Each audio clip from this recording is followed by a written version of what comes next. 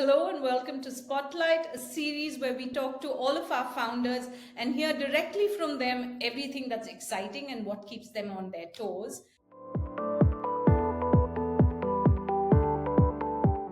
Today, I have with me Kalyan Sivasailam, the co-founder of 5C. Kalyan, apart from having oodles of energy that can light up all of India, has also been recognized as a Forbes 30 under 30 entrepreneur. Kalyan, this is a conversation we've been waiting to have. Welcome to Spotlight. No, thank you. Thank you for having me and glad to be here. All those years ago in 2016, when you decided to start 5C and understood that there was a huge shortage of radiologists, what was that point where you said, this is the problem I want to solve? There were actually like two reasons, primary reasons about why I thought that 5C was a good idea. One personal and one I would say technical. I'll start with the personal one, right? Actually, it turned out that around that time, my then friend, of course, now co-founder Syed, who you know well as well, was admitted into a well-known hospital in Bangalore. He'd gotten an MRI of his brain and spine. I was with him. It was a difficult ordeal during that time. And his report took a long time to come. And so, one of the things that I kept thinking about, and of course, I was sharing my thoughts, live with Syed, was that, I mean, people can't afford delayed or incorrect diagnosis, right? Diagnosis, a bit like justice, when it is delayed, it is denied. And at that point in time, I mean, when I looked at my parents, they're not very old. They're both senior citizens now. And I mean, if something happens to them, God forbid, or to my loved ones like Syed, like you, I mean, can I afford a delayed or an incorrect diagnosis, right? And I can't. And so I think from that perspective, maybe at a very selfish level, I said that, I mean, I can actually have an opportunity to build tech that can stop this. And that was the broad idea. That was the broad thesis around which I said, you know what, this is a cause worthy of kind of dedicating some of the best years of my life to, and a cause that is a rallying cry for good talent and people excited about this to join and give a lot of their time in making it happen. So that was one. And then of course there was a technical side of this, which is that when I was looking at radiology at that time, a lot of things were changing. So I have a background in computer science, and I'd worked on AlexNet, which was like at that time the state of the art in computer vision. And during the 2016, 2017, 2018 time, there were new architectures coming up in computer vision. The techniques were significantly better. There were a lot of breakthroughs, and a lot of talking heads on TV at that time came out and said that, you know what, radiologists will be gone completely, or that this profession will completely change in a few years. And I understood the hype because of the technology, but I had a different thought process. And the idea was that in order to build a great AI company, you first need to build out a great data company. And but I recognized that computer vision and machine learning were going to play a very, very big role in this space, and that was something exciting for me. And so I threw my hat in the ring, and here we are.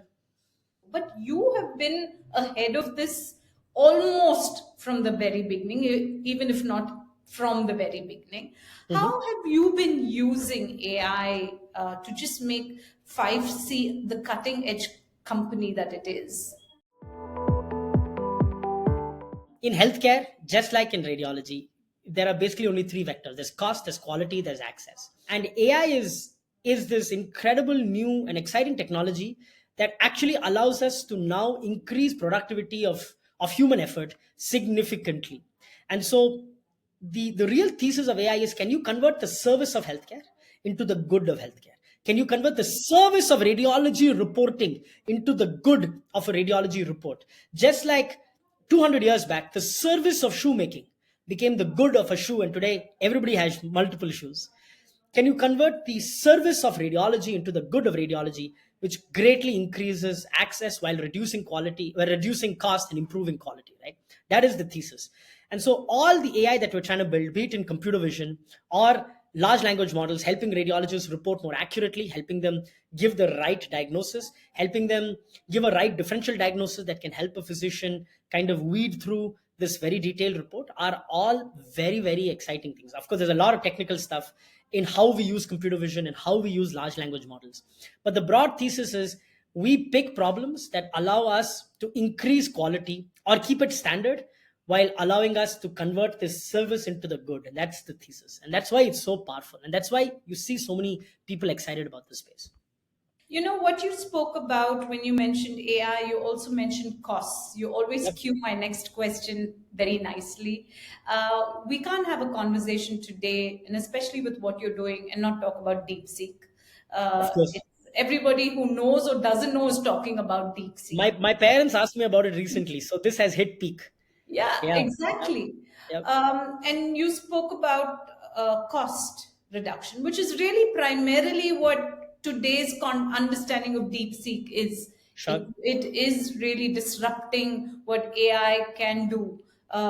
So, what does that mean for you specifically? And you can even be broad about the industry, the health tech industry. Costs of foundational models going down is extremely exciting for people building at the application layer and at a fine tuning layer. So this is music. This is music. This is not just normal music. This is like Mozart to my ears.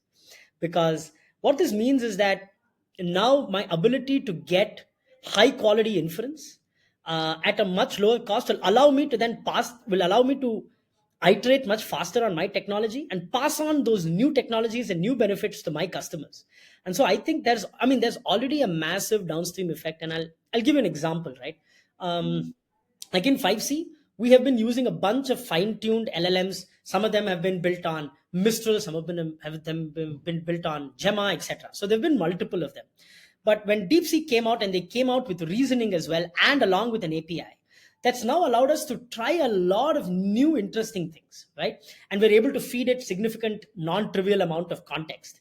And therefore it's actually able to give us some new results along with reflection and reasoning, right? Which some of these prior open source models have simply not been able to do. We've already deployed, it's been like a week since this mania is going on, and I'm happy to say that we've already deployed a few things. And so I think it's super exciting for the AI applications industry. It's going to get, of course, very, very competitive for people trying to build models themselves. But my thesis is that the big opportunity is in taking this technology to the end customer. And of course, many people are building foundational models. They want to focus on that. That's fantastic. That's good for them. At 5C, we will build a lot of core proprietary tech, but we may build that on existing foundational models, just like we have done in computer vision, right? Nobody builds a vision model from scratch. Everybody uses a ResNet 50 or a DenseNet 121, or if you're doing a detection model, everybody is using a YOLO V7 or a V8 today.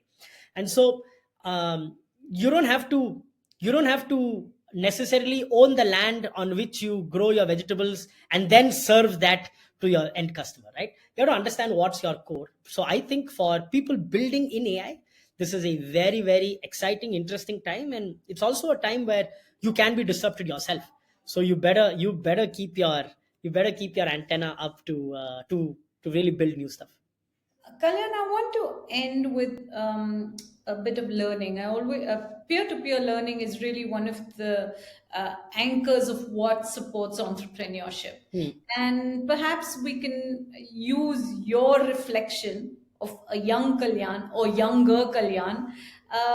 What was something that you know today that you would have told a younger Kalyan to do better or differently, that any entrepreneur listening to can get a lesson out of?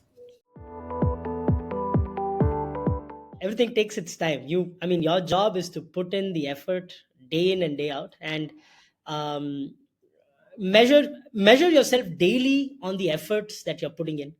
And when it's seasoned, your fruit will bear. So that is something that I keep telling myself now. I would definitely have told myself. One of my very dear friends and mentors told me this, and it's I've printed it on a plaque. I've kept it on my table as well. So it's something that I remind myself every day. And if this adds value to somebody's life, that's fantastic. Thank you, Kalyan. Keep being a showman while you tell your stories, and more power to you. Thank you, Sandhya. See you soon.